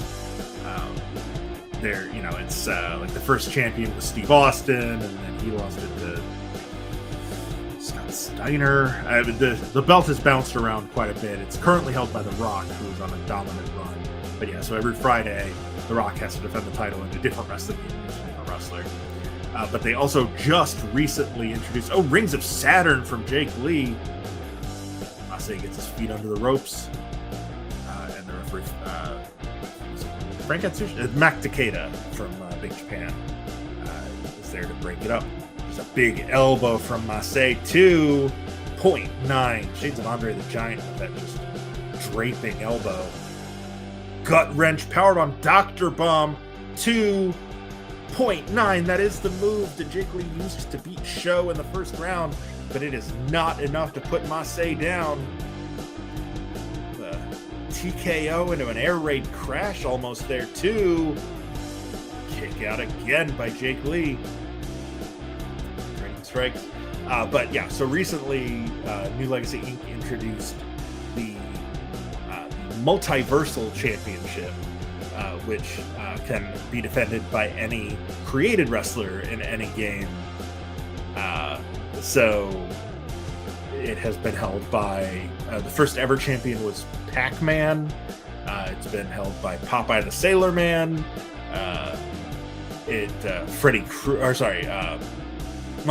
Popeye lost. Michael Myers from Halloween won it. Freddy Krueger had it, and now the only man that can beat the Nightmare Man, Freddy Krueger, was the American Dream, Dusty Rhodes, who just won the title on Friday. Yeah, check those out. Those matches are so fun. It's the guys that run Deadlock Pro Wrestling. So if you like that, you'll really dig their streams and their shows. And they've just got a lot of really funny content. They do a running show called "Whose Gimmick Is It Anyway?" where they take an existing wrestler and they give them pun-based new gimmicks. Side slam there from Mace, sent off the ropes now by Lee. and Lee buries a knee. His kitchen sinked him right in the midsection. Oh, he was going for something, but Moxley just reached back and drove his own knee into Lee's face. Lee sends Moxley into the corner. He's going to try and charge in, but he misjudged where the turnbuckle was and took himself out. That's the kind of stuff that happens 14 and a half minutes into a match after you've been just pummeled by a 6'7", 317-pounder to kick out again by Jake Lee. By Lee. I thought he might have been going for that Dr. Bomb, but instead it was just a gut-wrench suplex. Elbow to the face by Lee. Again, that choke by Moxley into a slam. It kicks to the kidney from Lee. Side suplex. Yes, indeed. Folds Moxley up like a 317-pound accordion. Hooks the leg. 1, 2, 3. That is enough. Jake Lee, the number 46 seed in our tournament, advances to the round of 128. Just in time for the battery to disconnect on my DualShock. So it is officially time to change controllers for the last two matches of the show. Jake Lee over 211, I say. Copy that because I don't trust myself. There we go. Okay, conditional formatting. Our second 100% quality match of the night. An original backdrop from Jake Lee is enough to advance to a third round now showdown with Anthony Green. Two big matches left. This one, one of these wrestlers was a little overranked, in my opinion. The number 147 seed in our tournament is Dominic Mysterio, who is fine, prominently featured on television. So understandable why he got the high ranking, but I don't think he's quite ready for the push he's been given. But we're about to see him in action for the second time in our tournament as he takes on the longest reigning Ring of Honor television champion of all time, the former best friend of Samoa Joe, Jay Lethal, who has been a consistent thorn in Joe's side over the last several weeks in AEW and then last night at Ring of Honor. Jay Lethal and Dominic Mysterio. The winner of this match will face the winner of our main event, which we will be getting to shortly. But first, I'm not getting there, but first, that's silly. Dominic Mysterio, making his way to the ring, defeated Yasufumi Nakanoe back in episode 17. The game only gave it a 74% rating, which ties it for the 6th worst match of the tournament thus far. On the other hand, Jay Lethal defeated Ziggy Haim in that same episode 17. That got a 91% rating. So, not one of the best of the tournament, but pretty significantly better than Dom's first appearance. Dominic Mysterio debuted on my birthday 2 years ago, August 23rd, 2020. Lee Nakan from All Japan is the referee for this match. Dom was actually partially trained by Jay Lethal, along with Lance Storm and his own father, Rey Mysterio. 25 years old. He's in there with the 37-year-old Jay Lethal. Lethal started when he was 16, so he is a 21-year pro. He was trained by the Jersey All-Pro Wrestling School and Mikey Whipwreck. Lethal has, as I mentioned, been around 21 years, has kind of done it all. Like I mentioned, he beat Ziggy Haim back in episode 17. He made his first appearance on the PWI 500 way back in 2005 at number 218, which was the lowest he's ever been ranked. The highest he's ever been ranked back in 2016 when he got all the way up to number 5. But man, this guy, I guess all the way back to his debut. Ring of Honor Pure Champion, six-time TNA X Division Champion, 2-time Ring of Honor World Champion, Ring of Honor World Tag Team Champion with Jonathan Gresham, Ring of Honor 2-time World Television Champion, 6 times X Division Champion, held the TNA World Tag Team titles with Consequences Creed, now known as Xavier Woods, plus a ton of indie matches or indie titles. Jay Lethal just a mainstay of the wrestling scene since 2001, back when Dominic Mysterio was 4. So we'll see. Hopefully, Lethal is able to drag a somewhat decent match out of Dom here after Dom kind of shit the bed a little bit in round 1 against Nakanue. Pump handle, nope. Dom escapes. Doesn't do anything, walks right into a suplex. Lethal takes him down. First to his feet. Jay Lethal has actually appeared at the FXC Academy as well. He was doing a little bit of getting some reps in before his big tag match, the Ric Flair's last match, which is happening here in Nashville next weekend. Jay came and got some practice in. So I have been in the same ring as Jay Lethal, not at the same time, because he came in when there was not a class there. But AJ did call Colby to come in and work with him. So that's pretty cool. Dom just throwing punches now, takes Lethal down. He doesn't even have a size advantage. He's got about 3 inches on him, but he is lighter than Jay Lethal, who, of course, as Justin Roberts will happily remind us anytime he comes to the ring for a match, is from Elizabeth, New Jersey. Lethal, longtime impersonator. Oh, is he going for Hail to the King? He is! Too close to the ropes.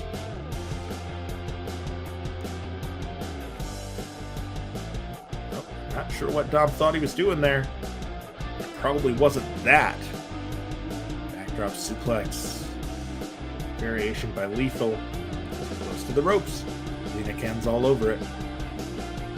Lethal sent to the corner. Scoop and a slam. Or nope, scoop and a tie to the tree of woe. And a couple of stomps, and down goes Lethal. Now a scoop and a slam.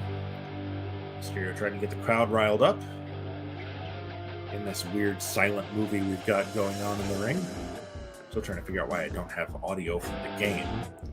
But fortunately, the background music that StreamYard provides is pretty solid. 8 minutes, 40 seconds down. Dom now brings Lethal into the corner.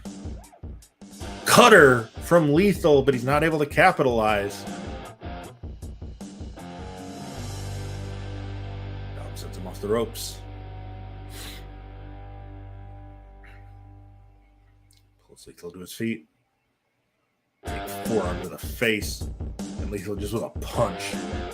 Forearm from Dom. And Lethal just sends him to the floor. And go for a dive, or is he just catching his breath? Looks like he's just going to catch his breath. Letting Dominic Mysterio roll back into the ring, swinging a miss on the drop kick by Lethal, and a forearm to the back of the head from Dom. Sent off the ropes. Big step up kick to the face by Lethal into the figure 4. If Lethal is not most famous for his Randy Savage impression, then he is for his Ric Flair impression. Again with that hooking the arm, sort of back body drop suplex. Drops the elbow across the chest. Another cutter. That might be enough. It's not quite the lethal injection because there was no handspring before it. 2.9 only, says referee Lena Khan. Off the ropes, and Mysterio with a shoulder block takes Lethal down. Forearm across the jaw. And a dragon screw leg whip by Jay Lethal. Down, catching their breath. Lethal, collar and elbow. Forearms to the face from Mysterio. And a drop kick. Drop toe hold by Lethal. And a leg drop across the back of the head.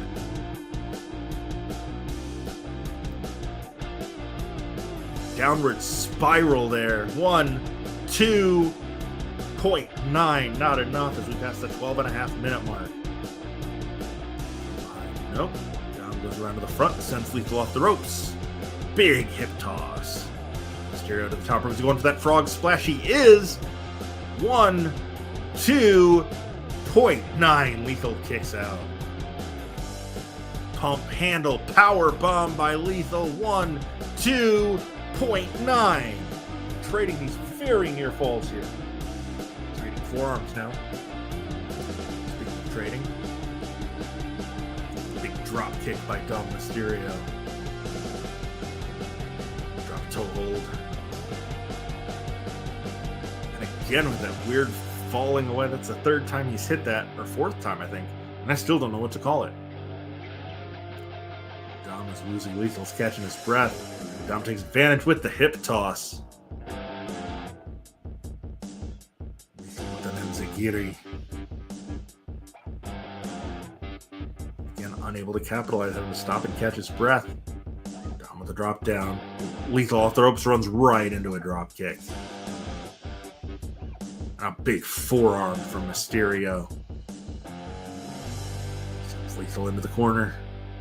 Sends Lethal into the opposite corner. Is he going for the 619? He is. And he hits it. Breaking out his father's greatest hits. 1, 2. No hook of the leg. Not needed. Dominic Mysterio. Well, if there was ever any doubt who his poppy was, Eddie's frog splash didn't do it. Ray's 619 did. Dominic Mysterio moves on to the third round. The number 110 seed Jay Lethal. Booyaka, booyaka.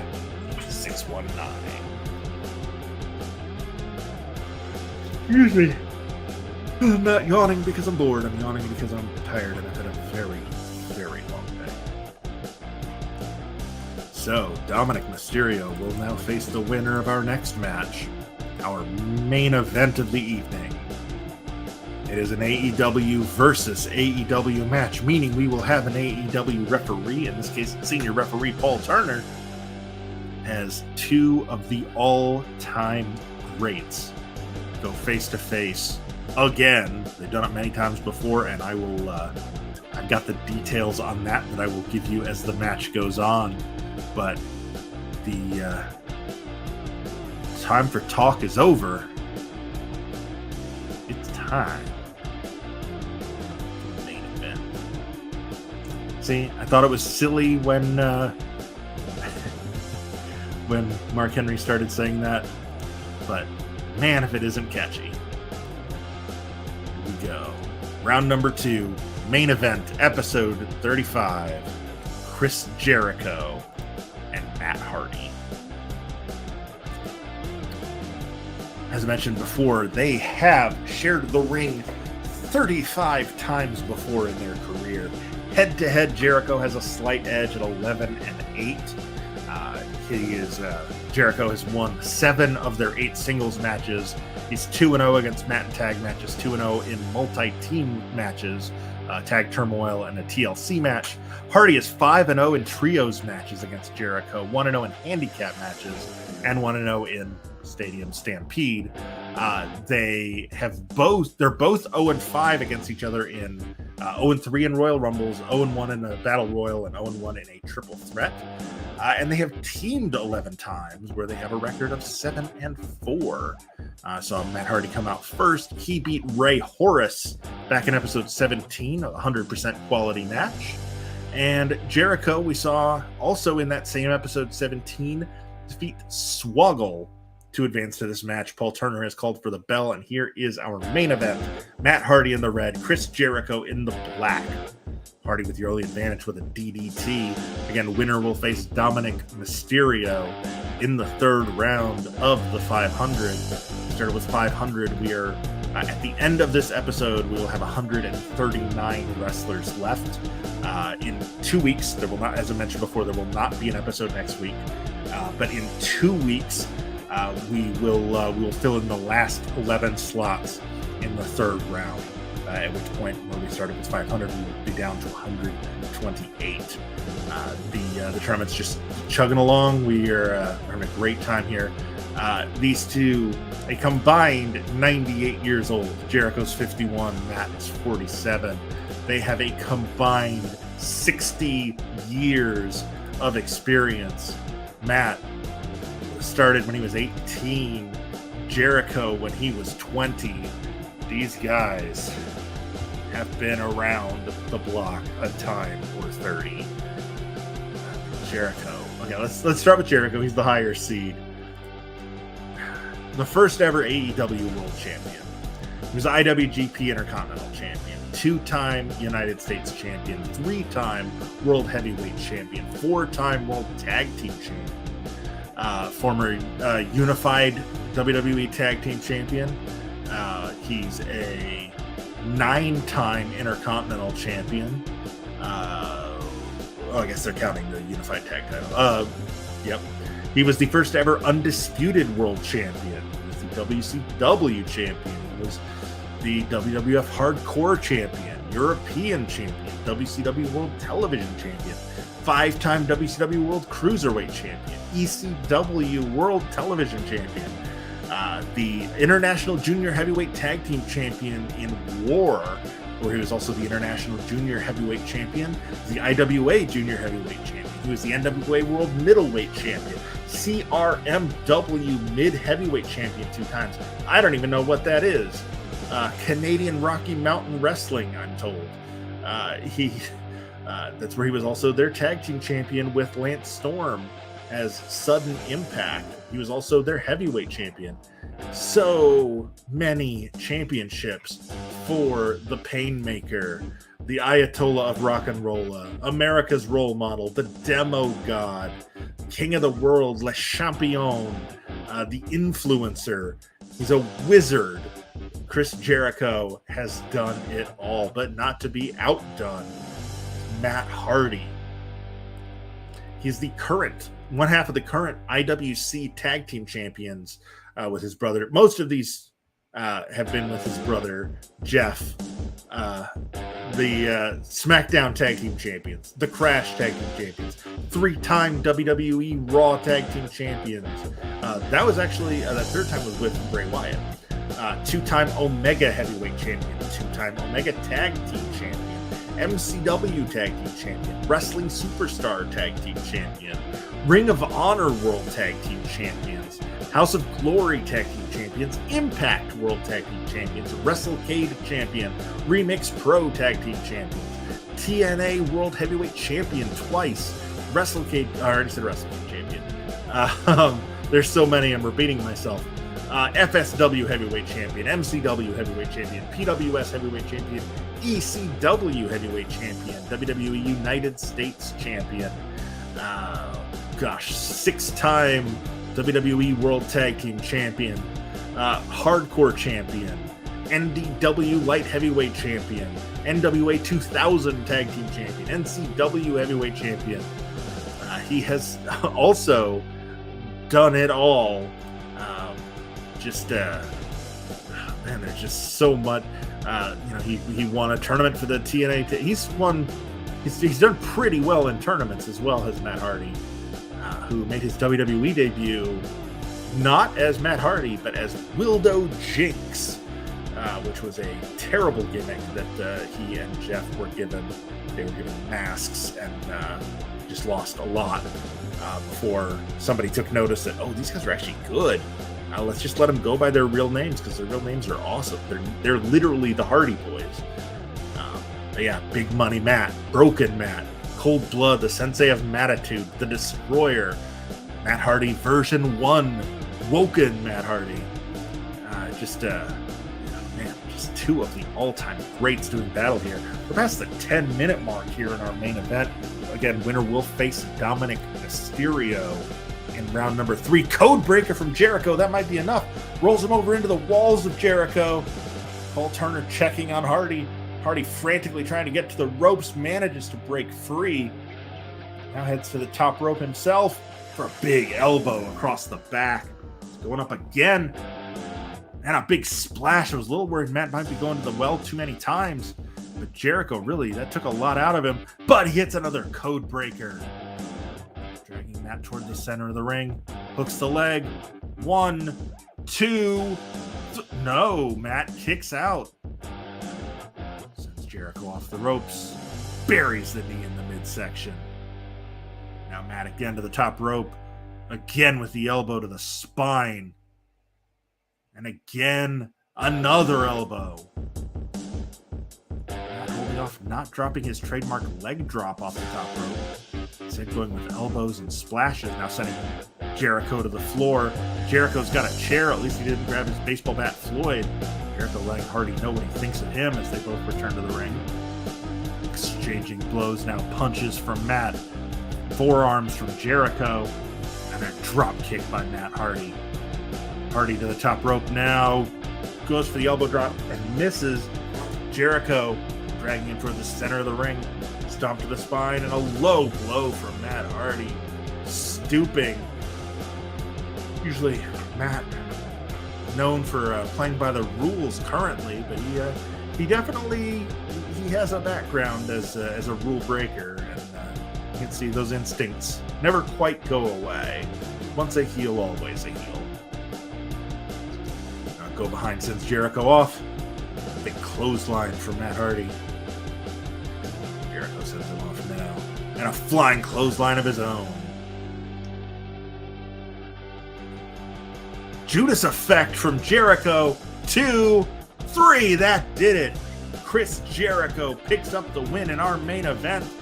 He will move on to face Dominic Mysterio. It's still hard to say. In the third round. So, Chris Jericho wins our 10th and final match. Jericho, whose peak on the PWI 500 was back in 2009 when he was number 2, has advanced to the round of 128. Number 19 seed in our tournament. Game called Sonorican, but we all know what it is. That was the Judas effect. Not how math works. 38 was that seed? Yes. Matt Hardy. Falls by the wayside. And yeah, that's our show. 10 big matches. Donnie Janela, Anthony Green, Tioman, Jordan Grace, Mickey Knuckles, Kofi Kingston, Jon Moxley, Jake Lee, Dominic Mysterio, and Chris Jericho all advanced to the third round. We've got one more episode in round 2 where we will see. Keep in mind, this will be in 2 weeks. We will not do a show next week because I will be out of town. So this will be on August 7th, not July 31st. But in our final round 2 episode, we will see El Desperado against Odinson, Miro against Dak Draper, Masaaki Mochizuki against Shay McCoy. We will see the debut of Cody Rhodes as he takes on Adam Priest, Jeff Cobb against Yuji Nagata in an all-New Japan match, Dominic Garrini against Biff Busick, Eddie Kingston against Zachary Wentz, Laredo Kid against Valiente, Josh Alexander against Drew Gulak, which should be a technical masterpiece, Johnny Gargano against Kez Evans, and Eddie Edwards against Danhausen. So those are the 11 matches we will see in 2 weeks' time as we wrap up round number 2. Then we will get into the third and fourth rounds, starting with episode 37, which will probably happen on August 21st. It might get pushed to the 28th. But starting the 28th, we should be pretty much back on our regular schedule. August is just crazy. We're going to be out of town for some stuff. And my birthday is the 23rd. It's my 40th. So I will probably have stuff going on that weekend. But in case I don't, I will join you folks for a stream, and we'll kick off round number 3 then. So again, thanks so much for watching. Rate, subscribe, all that good stuff. I guess not subscribe because that's not a thing you can do. Follow us on all the socials, but you can still rate the show. Again, you can subscribe on YouTube. Yeah, you can subscribe there. Facebook, YouTube, Twitch. We're all those things up above. We're on Twitter at Pro Wrestling Simulated, or at PW Simulated. I usually will post the card for that weekend's show a couple days before the show, just to get everybody excited for it. Use the hashtag the500 when you're talking about the show. We appreciate everybody who has reached out, all the wrestlers who have reacted to their own matches. That's always super fun to hear from you guys, and to you guys, the viewers. This is so much fun to do. I can't wait till we're back to full strength, and Mike can be back here with me. But in the meantime, I have been yours truly, Pat Dooley, and in 2 weeks I will see you for the end of round number 2.